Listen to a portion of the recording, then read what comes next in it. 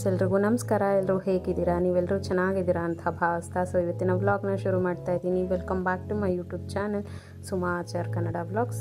ಇನ್ನು ಯಾರೆಲ್ಲ ಹೊಸದಾಗಿ ನನ್ನ ಚಾನಲ್ ನೋಡ್ತಾ ಇದ್ದೀರೋ ದಯವಿಟ್ಟು ಸಬ್ಸ್ಕ್ರೈಬ್ ಮಾಡ್ಕೊಂಡು ನೋಡಿ. ಹಾಗೆ ವಿಡಿಯೋ ಇಷ್ಟ ಆದರೆ ಪ್ಲೀಸ್ ಒಂದು ಲೈಕ್, ಶೇರ್, ಕಮೆಂಟ್ ಮಾಡಿ. ಹಾಗೆ ಇದು ನನ್ನ ಡೈಲಿ ವ್ಲಾಗ್ ಆಗಿರುತ್ತೆ. ಸೊ ನನ್ನ ಡೈಲಿ ರೂಟೀನ್ ಹೇಗಿರುತ್ತೆ ಅನ್ನೋದನ್ನು ನಾನು ಶೇರ್ ಮಾಡ್ತಾ ಇದ್ದೀನಿ. ಸೊ ಹಾಗೆ ಇವತ್ತು ಚಿಕ್ಕದಾಗಿ ಒಂದು ಸಣ್ಣ ಸೆಲೆಬ್ರೇಷನ್, ಬರ್ಡೇ ಸೆಲೆಬ್ರೇಷನ್ ಕೂಡ ಇರುತ್ತೆ. ಸೊ ನೋಡ್ಬೋದು, ಸಿಂಪಲ್ ಆಗಿ ಬರ್ಡೇ ಸೆಲೆಬ್ರೇಷನ್ ಕೂಡ ಆಯಿತು. ಸೊ ಅದನ್ನು ಕೂಡ ನಾನು ಇವತ್ತು ಅಪ್ಲೋಡ್ ಮಾಡಿದ್ದೀನಿ ಈ ವಿಡಿಯೋದಲ್ಲಿ. ಸೊ ಇದು ಬಂದು ಲಾಸ್ಟು 25 ಫೆಬ್ರವರಿ 25ದು ವ್ಲಾಗ್ ಆಗಿರುತ್ತೆ. ಸೊ ಸ್ವಲ್ಪ ಲೇಟಾಗಿ ವ್ಲಾಗ್ನ ಅಪ್ಲೋಡ್ ಮಾಡ್ತಾ ಇದ್ದೀನಿ. ಸೊ 26th ನನ್ನ ಬರ್ಡೇ ಇತ್ತು. ಸೊ 26th ನೈಟು ನನ್ನ ಬರ್ಡೇ ಸೆಲೆಬ್ರೇಷನ್ ಆಗಿದೆ. ಸೊ ಅದು ಕೂಡ ನಿಮ್ಮ ಜೊತೆ ಶೇರ್ ಮಾಡ್ತಾ ಇದ್ದೀನಿ. 25th ಈ ಒಂದು ಬೆಳಗ್ಗೆ ಏನು ರೂಟೀನ್ ಇದೆ, ಸೊ ಅದನ್ನು ಇವತ್ತು ರೆಕಾರ್ಡ್ ಮಾಡ್ತಾ ಇದ್ದೀನಿ. ಸೊ ಇವತ್ತು ಬೆಳಗಿನ ತಿಂಡಿಗೆ ನಾನು ಅಕ್ಕಿ ರೊಟ್ಟಿನ ಮಾಡ್ಕೊತಾ ಇದ್ದೀನಿ. ಸೊ ಅಕ್ಕಿ ರೊಟ್ಟಿನೇ ಮಾಡೋದಕ್ಕೆ ಅಕ್ಕಿ ಹಿಟ್ಟು ಮತ್ತು ಒಂದು ಸ್ವಲ್ಪ ಗೋಧಿ ಹಿಟ್ಟನ್ನು ಹಾಕ್ಬಿಟ್ಟು ಕಲಸಿ ಇಟ್ಟಿದ್ದೀನಿ. ಸ್ವಲ್ಪ ಸಾಲ್ಟ್ ಹಾಕ್ಬಿಟ್ಟು ಅದು ನೆನಿಬೇಕು. ಒಂದು ಕಾಲು ಗಂಟೆ 20 ನಿಮಿಷ ಚೆನ್ನಾಗಿ ನೆನೆದ್ರೆ ಬಳಿಯೋದಕ್ಕೂ ಕೂಡ ಚೆನ್ನಾಗಿರುತ್ತೆ. ಸೊ ಹಾಗಾಗಿ ಅದಕ್ಕೆ ಫಸ್ಟು ನೆನೆಸ್ತಾ ಇದ್ದೀನಿ. ಹಾಗೆ ಬೆಟ್ಟದ ನೆಲ್ಲಿಕಾಯಿ ತಂದಿದ್ದೆ. ಸೊ ಅದನ್ನು ಜ್ಯೂಸ್ ಮಾಡ್ಕೊಂಡು ಕುಡಿಯೋಣ ಹೇಗಿರುತ್ತೆ ಅಂತ ಹೇಳ್ಬಿಟ್ಟು ನೋಡೋಣ ಹೇಗಿರುತ್ತೆ ಅಂದ್ಬಿಟ್ಟು ಮಾಡಿಕೊಂಡು ಕುಡಿತಾ ಇದ್ದೀನಿ. ಸೊ ಫಸ್ಟ್ ಟೈಮ್ ನಾನು ನೆಲ್ಲಿಕಾಯಿ ಜ್ಯೂಸ್ ಕುಡಿತಾ ಇರೋದು. ಸೊ ಹಾಗಾಗಿ ಇವಾಗ ಮಾಡ್ಕೊತಾ ಇದ್ದೀನಿ. ಸೊ ಈಗ ಒಂದೇ ಒಂದು ನೆಲ್ಲಿಕಾಯಿ ಹೇಗಿರುತ್ತೋ ಗೊತ್ತಿಲ್ಲ ಅಲ್ವಾ. ಸೊ ಸುಮ್ಮನೆ ವೇಸ್ಟ್ ಮಾಡೋದು ಬೇಡ ಅಂದ್ಬಿಟ್ಟು ಒಂದೇ ಒಂದು ನೆಲ್ಲಿಕಾಯಿ ಹಾಕ್ಕೊಂಡು ಸ್ವಲ್ಪ ಸಾಲ್ಟು ಮತ್ತು ನಿಂಬೆಹಣ್ಣು ರಸ, ಒಂದು ಅರ್ಧ ಸ್ಪೂನಷ್ಟು ನಿಂಬೆಹಣ್ಣು ರಸ, ಹಾಗೆ ಪೆಪ್ಪರ್ ಪೌಡ್ರು ಕೂಡ ಹಾಕ್ಕೊಂಡಿದ್ದೀನಿ. ಸೊ ಹಾಕ್ಕೊಂಡು ಕುಡಿತಾ ಇದ್ದೀನಿ. ನೆಲ್ಲಿಕಾಯಿ, ಬೆಟ್ಟದ ನೆಲ್ಲಿಕಾಯಿ ಹೆಲ್ತಿಗೆ ತುಂಬ ಒಳ್ಳೆಯದು ಮತ್ತು ಕಣ್ಣಿಗೆ ತುಂಬ ಒಳ್ಳೆಯದಾಗುತ್ತೆ. ಹಾಗೆ ಹೇರ್ ಗ್ರೋತ್ ಕೂಡ, ಹೇರ್ ಫಾಲ್ಗೂ ಕೂಡ ತುಂಬ ಒಳ್ಳೆ ಮೆಡಿಸನ್ ಅಂತಲೇ ಹೇಳ್ಬೋದು. ಸೊ ಹಾಗಾಗಿ ಇವಾಗ ಬೆಟ್ಟದ ನೆಲ್ಲಿಕಾಯಿ ತಂದಿದ್ದೆ ನಾನು. ಅದರಲ್ಲಿ ಜ್ಯೂಸ್ ಮಾಡ್ಕೊತಾ ಇದ್ದೀನಿ ನಾನು ಒಬ್ಳಿಗಷ್ಟೇ. ಸೊ ಮಾಡಿಕೊಂಡು ಕುಡಿತಾ ಇದ್ದೀನಿ. ಸೊ ಇವಾಗ ನನ್ನ ಮಗನೂ ಕೂಡ ರೆಡಿ ಆಗಿಬಿಟ್ಟು ಬಂದ. ಅವನಿಗೂ ಕೂಡ ಸ್ಕೂಲ್ಗೆ ಲೇಟ್ ಆಗುತ್ತೆ ಅಂದ್ಬಿಟ್ಟು ನಾನು ಕೂಡ ಇವಾಗ ರೊಟ್ಟಿನ ಹಾಕ್ತಾಯಿದ್ದೀನಿ. ಸೊ ಬಳಿಯೋ ರೊಟ್ಟಿ ಕೈಯಲ್ಲೇ ಬಳಿತೀನಿ. So non stick ತವಾದಲ್ಲೇ ಬಳಿತೀನಿ. ನಂತರ ಕಬ್ಬಿಣದ ತವ ಎಲ್ಲ ಏನೂ ಇಲ್ಲ. ಕಬ್ಬಿಣದ ತವ ತೊಗೋಬೇಕು ರೊಟ್ಟಿ ಮಾಡೋಕ್ಕೆಲ್ಲ. ನಾನ್ ಸ್ಟಿಕ್ ತವಾದಲ್ಲಿ ಮಾಡಿದ್ರೆ ಏನು ಗೊತ್ತಾ, ಚೆನ್ನಾಗಿ ಬರುತ್ತೆ. ಬಟ್ ಹಳ್ಳಿ ಸ್ಟೈಲಲ್ಲೆಲ್ಲ ಬರಲ್ಲ ರೊಟ್ಟಿ. ಹಾಗಾಗಿ ಕಬ್ಬಿಣದ ತವ ಒಂದು ತೊಗೋಬೇಕು. ಸೊ ಹಾಗಾಗಿ ಅದನ್ನು ಕೂಡ ಒಂದು ಸೈಡು ಅವನಿಗೆ ರೊಟ್ಟಿನೂ ಕೂಡ ಹಾಕ್ಕೊಡ್ತಾ ಇದ್ದೀನಿ. ಸೊ ರೊಟ್ಟಿಗೆ ನಾನು ಚಟ್ನಿ ಮಾಡ್ಕೊಂಡಿದ್ದೆ, ನಾರ್ಮಲ್ ಕಾಯಿ ಚಟ್ನಿ ಮಾಡ್ಕೊಂಡಿದ್ದೆ. ಹಾಗೆ ಇವತ್ತು ತಲೆಗೆ ಸ್ವಲ್ಪ ಮೆಹಂದಿ ಕೂಡ ಹಾಕ್ಕೋಬೇಕಿತ್ತು. ಸೊ ಮೆಹಂದಿ ಕೂಡ ಕಳಿಸಿಟ್ಟಿದ್ದೆ. ನೈಟೇನೂ ಕಳಿಸಿರಲಿಲ್ಲ. ಬೆಳಗ್ಗೆ ಒಂದು 4 ಗಂಟೆ ಸುಮಾರಿಗೆ ಎಚ್ಚರ ಆಗಿತ್ತು. ಸ್ವಲ್ಪ ವಾಶ್ರೂಮ್ಗೆ ಹೋಗೋಕ್ಕೆ ಅಂತ ಎಚ್ಚರ ಆಗಿತ್ತು. ಸೊ ಆವಾಗ ನೆನಪಿಸ್ಕೊಂಡು ಬಂದೆ. ನೈಟು ಕಲಿಸಿರೋದು ಮರ್ತೋಗ್ಬಿಟ್ಟಿದೆ. ಸೊ ಹಾಗಾಗಿ 4 ಗಂಟೆಗೆ ಬಂದು ಮೆಹಂದಿನ ಕಲಸಿ ಇಟ್ಟಿದ್ದೆ. ಸೊ ಇವಾಗ ಮೆಹಂದಿನೂ ಕೂಡ ಹಾಕ್ಕೋಬೇಕು. ಏಕೆಂದರೆ ಈಗಂತೂ ತುಂಬ ಬಿಸಿಲು ಇದೆಯಲ್ವಾ. ಸೊ ಬಿಸಿಲಿಗೆ ಬಾಡಿ ಹೀಟ್ ಆಗ್ತಾ ಇರುತ್ತೆ. ಸೊ ನಾವು ತಿನ್ನೋ ಫುಡ್ಡಿಂದ ಆಗ್ಬೋದು, ಜಾಸ್ತಿ ನೀರು ಕುಡಿಲಿಲ್ಲ ಅಂದರೂ ಆಗ್ಬೋದು.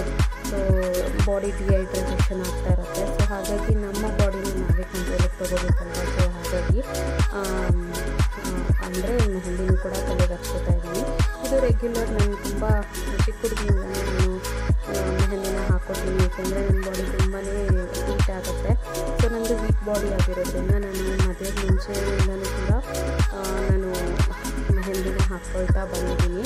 ಸೊ ಈಗ ಸ್ವಲ್ಪದರಲ್ಲಿ ನಾನು ಸ್ವಲ್ಪ ದಿನ ಸ್ಟಾಪ್ ಮಾಡಿದ್ದೆ. ಏಕೆಂದರೆ ಇವಾಗೆಲ್ಲ ಚಳಿಗಾಲ ಇತ್ತಲ್ವ. ಸೊ ಥಂಡಿಗಾಲ ಇತ್ತು, ಧನುರ್ಮಾಸ ಅದು ಇದು ಅಂಥೇಳಿ ತುಂಬ ಚಳಿಗಾಲ ಇದ್ದಿದ್ದರಿಂದ ಸೊ ಚಳಿಗಾಲದಲ್ಲಿ ನಾನು ಮೆಹಂದಿನ ಹಾಕ್ತಾಯಿರಲಿಲ್ಲ. ಯಾಕೆಂದರೆ ಚಳಿಗಾಲದಲ್ಲಿ ಮೆಹಂದಿ ಹಾಕ್ಕೊಂಡ್ರೆ ಇನ್ನೂ ಕೋಲ್ಡ್ ಆಗಿಬಿಡುತ್ತೆ, ಶೀತ ಆಗಿಬಿಡುತ್ತೆ ಅಂತ. ಸೊ ಆಗ್ತಾ ಇರಲಿಲ್ಲ. ಈಗ ಸ್ವಲ್ಪ ಬಿಸಿಲು ಜಾಸ್ತಿ ಆಗಿದೆ. ಇನ್ನು ಶಿವರಾತ್ರಿ ಹಬ್ಬನೇ ಮುಗ್ದಿಲ್ಲ. ಸೊ ಅಷ್ಟು ಬಿಸಿಲು ಹೊಡಿತಾ ಇತ್ತಲ್ವ. ಅದಕ್ಕೆ ಸ್ವಲ್ಪ ಬಾಡಿ ತಂಪಾಗಲಿ ಅಂತ ಹೇಳ್ಬಿಟ್ಟು ತಲೆಗೆ ಮೆಹಂದಿನ ಹಾಕ್ಕೊಳ್ಳೋಣ ಅಂತೇಳಿ ಕಳಿಸಿಟ್ಟಿದ್ದೆ. ಸೊ ನೋಡ್ಬೋದು ನಾನು ನೆಲ್ಲಿಕಾಯಿ ಜ್ಯೂಸ್ ಮಾಡಿದ್ನಲ್ವ, ಸೊ ಅದನ್ನು ಕೂಡ ಕುಡಿತಾ ಇದ್ದೀನಿ. ಬಟ್ ತುಂಬ ಒಂಥರ ಒಗ್ಗೊಗ್ರಾಗಿತ್ತು, ಬಟ್ ಅಷ್ಟೇನು ಕುಡಿಯೋಕ್ಕೆ ಆಗಲ್ಲ ಅನ್ನೋಷ್ಟೇನಿರಲಿಲ್ಲ. ಒಂಥರ ಚೆನ್ನಾಗಿತ್ತು, ಕುಡಿಬೋದು. ಯಾಕೆಂದರೆ ಡೈಲಿ ಇದನ್ನು ಕುಡಿಯೋದ್ರಿಂದ ನಮಗೆ ಹೇರ್ ಫಾಲ್ ಕಮ್ಮಿ ಆಗುತ್ತೆ ಮತ್ತು ಕಣ್ಣಿಗೂ ಕೂಡ ತುಂಬ ಒಳ್ಳೆಯದು. ಸೊ ಹಾಗಾಗಿ ಇದನ್ನು ರೂಢಿ ಮಾಡ್ಕೊಳ್ಳೋಣ ಅಂತ ಅಂದ್ಕೊಂಡಿದ್ದೀನಿ. ಸೊ ಮಾಡಿಕೊಂಡು ಇವಾಗ ಒಂದು ಬಾಕ್ಸಿಗೂ ಕೂಡ ನಾನು ರೊಟ್ಟಿನ ಹಾಕ್ತಾಯಿದ್ದೀನಿ. ಸೊ ಅವನಿಗೆ ರೊಟ್ಟಿ, ದೋಸೆ, ಚಪಾತಿ ಇದೆಲ್ಲ ತುಂಬ ಇಷ್ಟ ಆಗುತ್ತೆ. ಸೊ ಹಾಗಾಗಿ ಒಂದು ಬಾಕ್ಸಿಗೂ ಕೂಡ ಹಾಕಿ ಮತ್ತು ಅವ್ನು ತಿನ್ನೋದಕ್ಕೆ ತಿಂಡಿ ಕೂಡ ರೊಟ್ಟಿನ ಹಾಕ್ಕೊಡ್ತಾಯಿದ್ದೀನಿ. ಅವನು ತಿನ್ನೋಕ್ಕೂ ಕೂಡ ರೊಟ್ಟಿ ಎಲ್ಲ ಹಾಕ್ಕೊಟ್ಟು ಮತ್ತು ನಾನು ತಿಂಡಿ ತಿಂದು ಮತ್ತು ಯಜಮಾನ್ರಿಗೂ ರೊಟ್ಟಿ ಎಲ್ಲ ಹಾಕ್ಕೊಟ್ಟು ಅವರು ಕೂಡ ಡ್ಯೂಟಿಗೆ ಹೋದರು. ನನ್ನ ಮಗನೂ ಕೂಡ ಸ್ಕೂಲ್ಗೆಲ್ಲ ಹೋದಾದಮೇಲೆ ನಾನು ಮೆಹಂದಿನ ಹಚ್ಕೊಂಡೆ. ಸೊ ನೋಡ್ಬೋದು ಎಷ್ಟು ಚೆನ್ನಾಗಿದೆ. ಕಾಯಿ ಚಟ್ನಿ ಜೊತೆ ತುಂಬಾ ಚೆನ್ನಾಗಿರುತ್ತೆ. ಸೊ ತುಂಬ ಟೇಸ್ಟಿಯಾಗಿತ್ತು ಅಂತಲೇ ಹೇಳ್ಬೋದು. ಬಳಿಯೋ ರೊಟ್ಟಿ ಅಲ್ವಾ, ಸೊ ತುಂಬ ಚೆನ್ನಾಗಿರುತ್ತೆ. ಹಾಗೆ ಅದೆಲ್ಲ ಆದಮೇಲೆ ಇವಾಗ ಮೆಹಂದಿ ಏನು ಕಲಿಸಿಟ್ಟಿದ್ದೆ, ಸೊ ಅದನ್ನು ಕೂಡ ತಲೆಗೆ ಹಚ್ಕೋತಾ ಇದ್ದೀನಿ. ಸೊ ನಾನೇನು ಬೇರೆ ಪಾರ್ಲರ್ಗೆಲ್ಲ ಹೋಗಿ ಮೆಹಂದಿ ಹಚ್ಕೊಳ್ಳೋದು, ಸೊ ಅದೆಲ್ಲ ಏನೂ ಮಾಡಲ್ಲ. ಸೊ ಜಸ್ಟ್ ನಾನೇ ಸೆಲ್ಫ್ ಕೇರ್ ಏನಿದೆ, ಸೊ ಸೆಲ್ಫ್ ಕೇರ್ ನಾನು ಮಾಡ್ಕೋತೀನಿ. ಏಕೆಂದರೆ ತುಂಬ ಚಿಕ್ಕ ಹುಡುಗಿಯಿಂದ ನನಗೆ ಮೆಹಂದಿ ಹಚ್ಕೊಂಡು ರೂಢಿ ಇರೋದ್ರಿಂದ ನನಗೆ ಯಾವುದೇ ಸೈಡ್ ಎಫೆಕ್ಟ್ ಅನಿಸಲ್ಲ. ಸೊ ಅದನ್ನೇ ತೀರಾ ಅತಿಯಾಗೂ ಕೂಡ ನಾನು ಮಾಡೋಕ್ಕೋಗಲ್ಲ. ಸೊ ತಿಂಗಳಲ್ಲಿ ಒಂದಿನ ಅಥವಾ 2 ದಿನ ನಾನು ಮೆಹಂದಿನ ಹಚ್ಬಿಟ್ಟು ಈ ರೀತಿ ತಲೆನ ಚೆನ್ನಾಗಿ ಮಸಾಜ್ ಮಾಡಬೇಕು. ಆವಾಗ ತುಂಬ ಚೆನ್ನಾಗಿ ತಲೆಯೂ ಕೂಡ ಇಳಿಯುತ್ತೆ.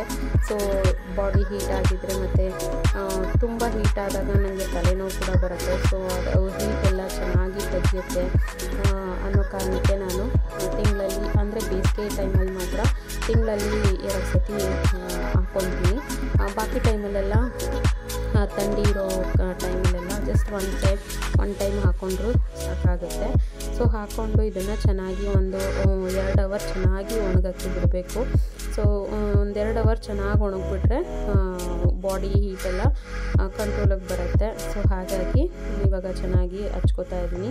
ಸೆಲ್ಫ್ ಕೇರ್ ನಾನು ಯಾರ ಕೈಲೂ ಹಚ್ಚಿಸ್ಕೊಳ್ಳಲ್ಲ. ಸೊ ನಾನೇ ಕನ್ನಡಿ ಮುಂದೆ ಕೂತ್ಕೊಂಡು ನೋಡಿಕೊಂಡು ಹಚ್ಕೋತೀನಿ. ಏಕೆಂದರೆ ನನಗೆ ಫಸ್ಟಿಂದನೂ ಅಭ್ಯಾಸ ಇದೆಯಲ್ವ. ಸೊ ಹಾಗಾಗಿ ಬೇರೆ ಯಾರ ಕೈಲೂ ನಾನು ಹಚ್ಕೊಳಕ್ಕೆ ಹೋಗಲ್ಲ. ಸೊ ನಾನೇ ಹಚ್ಕೊತೀನಿ. ಯಜಮಾನ್ರಿದ್ದರೆ ಅವರು ಫ್ರೀಯಾಗಿದ್ದಾಗ ಹಚ್ಕೊಡ್ತಾರೆ. ಸೊ ನಾನು ವೀಕ್ ಡೇಸಲ್ಲಿ ಹಾಕ್ಕೊಂಡಿದ್ದಲ್ವ, ಸೊ ವೀಕೆಂಡಲ್ಲಿದ್ದರೆ ಅವರು ಕೂಡ ಅದು ಹಾಕ್ಕೊಡ್ತಾರೆ ತಲೆಗೆ. ಸೊ ವೀಕ್ ಡೇಸಲ್ಲಿ ಇದ್ದಿದ್ದರಿಂದ ಸೊ ನಾನೇ ಹಚ್ಕೊಂಡೆ. ಸೊ ನಾನೇ ಹಚ್ಕೊಂಡು ಇವಾಗ ಸ್ವಲ್ಪ ಡ್ರೈ ಆಗಲಿ ಅಂತ ಬಿಟ್ಟಿದ್ದೀನಿ. ಹಾಯ್ ಫ್ರೆಂಡ್ಸ್, ಸೊ ಇವಾಗ ತಾನೇ ಸ್ನಾನ ಮಾಡ್ಕೊಂಡು ಬಂದೆ. ಸೊ ಬೆಳಗ್ಗೆ ಮೆಹಂದಿ ಕಲಸಿ ಹಾಕ್ಕೊಂಡಿದ್ದೆ, ನೈಟು ಮೆಹಂದಿ ಕಲಸಿ ಇಟ್ಟಿದ್ದೆ. ಸೊ ಬೆಳಿಗ್ಗೆ ಹಚ್ಕೊಂಡು ಒಂದು 2 ಅವರ್ ಆದಮೇಲೆ ಈಗ ಸ್ನಾನ ಮಾಡಿಕೊಂಡು ಬಂದಿದ್ದೀನಿ. ಏಕೆಂದರೆ ಈ ಬೇಸಿಗೆನಲ್ಲಿ ತುಂಬಾ ತಂಪು ಅಂತಲೇ ಹೇಳ್ಬೋದು ಮೆಹಂದಿ ತಲೆಗೆ ಹಾಕ್ಕೊಳ್ಳೋದ್ರಿಂದ. ಸೊ ಹಾಗಾಗಿ ಈ ಬೇಸಿಗೆನಲ್ಲಿ ಆದಷ್ಟು ನೀವು ಅಟ್ಲೀಸ್ಟ್ ಒಂದು ತಿಂಗಳಲ್ಲಿ ಒಂದ್ಸಲನಾದರೂ ನೀವು ಮೆಹಂದಿನ ಹಾಕ್ಕೊಳ್ಳಿ. ಏಕೆಂದರೆ ನಮ್ಮ ಬಾಡಿ ಈ ಬೇಸಿಗೆ ಟೈಮಲ್ಲಿ, ಇವಾಗಂತೂ ಬಿಸಿಲು ಜಾಸ್ತಿ ಆಗುತ್ತೆ. ನಾಳೆ ಶಿವರಾತ್ರಿ ಹಬ್ಬ ಎಲ್ಲ ಆದಮೇಲೆ ಇನ್ನೂ ಬಿಸಿಲು ಜಾಸ್ತಿ ಆಗುತ್ತೆ. ಇವಾಗಲೇ ಎಷ್ಟು ಬಿಸಿಲಿದೆ. ಸೊ ಇನ್ಮೇಲೆ ಸ್ವಲ್ಪ ಬಿಸಿಲು ಜಾಸ್ತಿ ಆಗೋದ್ರಿಂದ ಅಟ್ಲೀಸ್ಟ್ ಒಂದು 15 ಡೇಸ್ ಒನ್ಸಾದರೂ ನೀವು ತಲೆಗೆ ಮೆಹಂದಿ ಹಾಕ್ಕೊಳ್ಳೋದ್ರಿಂದ ಸ್ವಲ್ಪ ತಂಪಾಗುತ್ತೆ, ಹೆಡ್ ಮಸಾಜ್ ಮಾಡ್ಕೊಂಡಂಗೆ ಆಗುತ್ತೆ. ಸೊ ತುಂಬ ಹೀಟ್ ಆಗಿಬಿಡುತ್ತೆ ಬಾಡಿ. ಸೊ ಅದನ್ನೆಲ್ಲ ಹೀಟನ್ನೆಲ್ಲ ತೆಗಿಯುತ್ತೆ. ಸೊ ಹಾಗಾಗಿ ನಾನು ತುಂಬ ದಿನ ಆಗಿತ್ತು. ಸೊ ಇವಾಗ ಬೇಸಿಗೆ ಅಂತೇಳಿ ಹಾಕ್ಕೊಂಡಿದ್ದೀನಿ.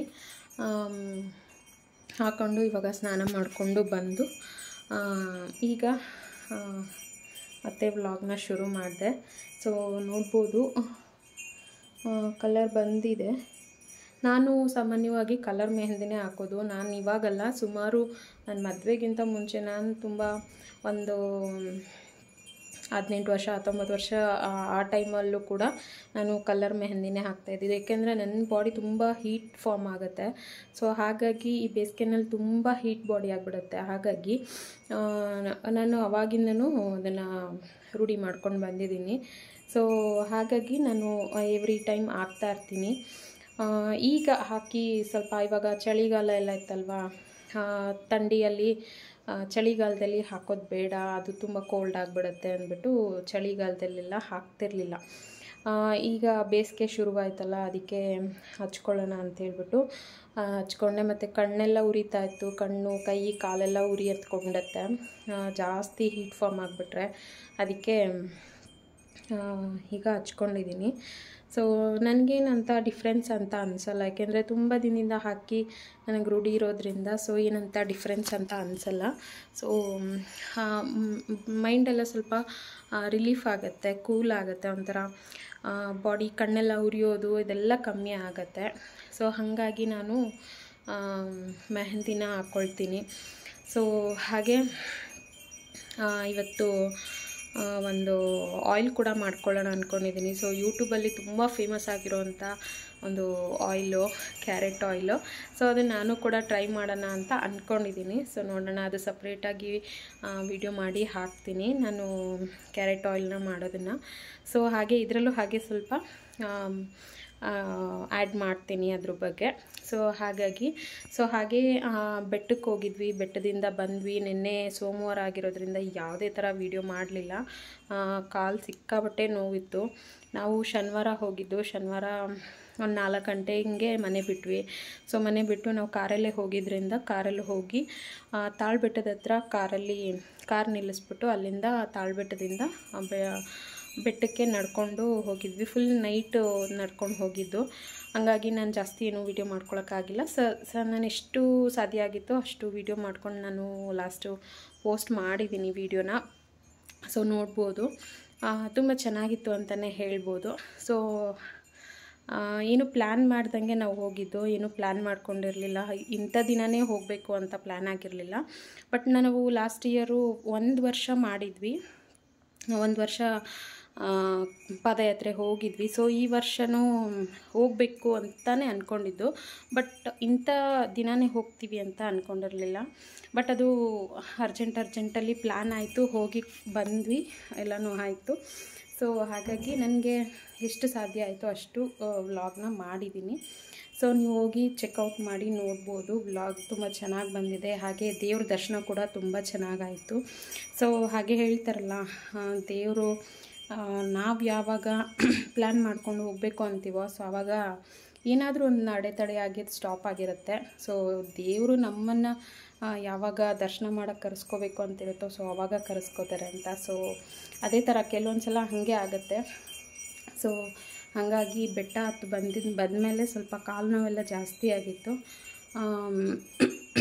ಮಂಡಿ ನೋವು ಸ್ವಲ್ಪ ಜಾಸ್ತಿ ಆಗಿತ್ತು. ಹಂಗಾಗಿ ನೆನ್ನೆಲ್ಲ ಏನೂ ವ್ಲಾಗ್ ಮಾಡಲಿಲ್ಲ. ಇವತ್ತು ಮಂಗಳವಾರ. ಸೊ ಇವತ್ತು ವ್ಲಾಗ್ ಮಾಡ್ತಾಯಿದ್ದೀನಿ. ಮತ್ತು ಅದಕ್ಕೆ ಇವತ್ತು ಅದು ಕ್ಯಾರೆಟ್ ಆಯಿಲ್ ಮಾಡ್ಕೊಳ್ಳೋಣ ಅಂತ ಹೇಳ್ಬಿಟ್ಟು ಅಂದ್ಕೊಂಡಿದ್ದೀನಿ. ಸೊ ನೋಡೋಣ ಬನ್ನಿ, ಕ್ಯಾರೆಟ್ ಆಯಿಲ್ ಹೇಗಾಗುತ್ತೆ ಏನು ಅಂಥೇಳಿ ತಿಳಿಸ್ಕೊಡ್ತೀನಿ. ಸೊ ಹಾಗೆ ಯಾರೆಲ್ಲ ಹೊಸದಾಗಿ ನನ್ನ ಚಾನಲ್ ನೋಡ್ತಾ ಇದ್ದೀರೋ ದಯವಿಟ್ಟು ಸಬ್ಸ್ಕ್ರೈಬ್ ಮಾಡ್ಕೊಂಡು ನೋಡಿ. ಹಾಗೆ ವಿಡಿಯೋ ಇಷ್ಟ ಆದರೆ ಪ್ಲೀಸ್ ಒಂದು ಲೈಕ್, ಶೇರ್, ಕಮೆಂಟ್ ಮಾಡೋದನ್ನು ಮರಿಬೇಡಿ.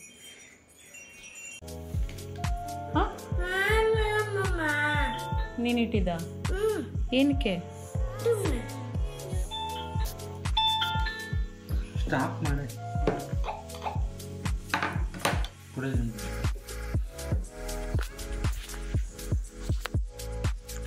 ಶುರು ಆಯ್ತು.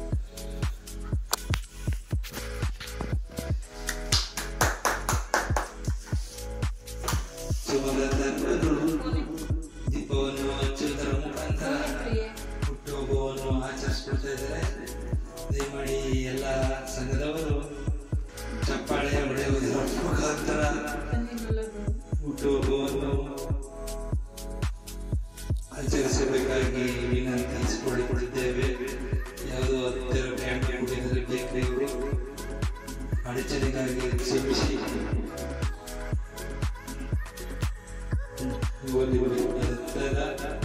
ಸಭೆ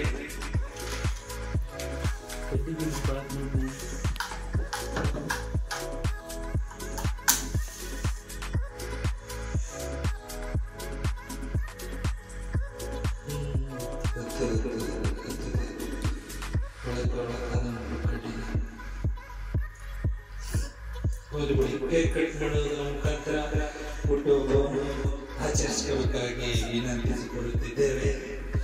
ದಯವಿಡಿ ಸುಮ್ಮನಿರಪ್ಪ ಆಯ್ತು.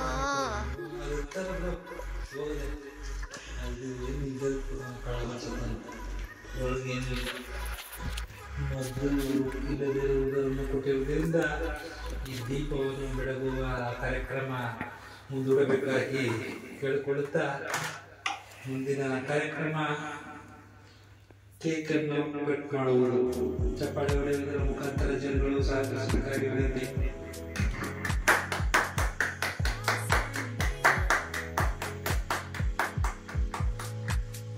Happy birthday, Supradattan, happy birthday.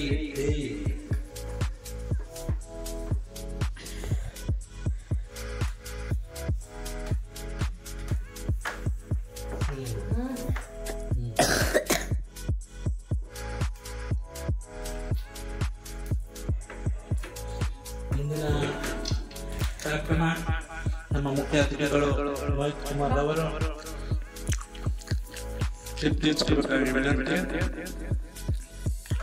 ಎದ್ದೋಡು ಮೇಲೆ ದಯಮಾಡಿ ಸೌಜನ್ಯದಿಂದ ಕೇಕ್ ತಿನ್ನಿಸುವುದರ ಮುಖಾಂತರ ನೀವು ಸ್ವಲ್ಪ ಅವರಿಗೆ ಕೇಕ್ ತಿನ್ನಿಸಿ. ಮೋಹಿತ್ ಕುಮಾರ್ ಅವರೇ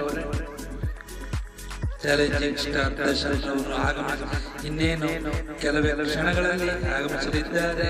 ಚಾಲೆಂಜಿಂಗ್ ಸ್ಟಾರ್ ದರ್ಶನ್.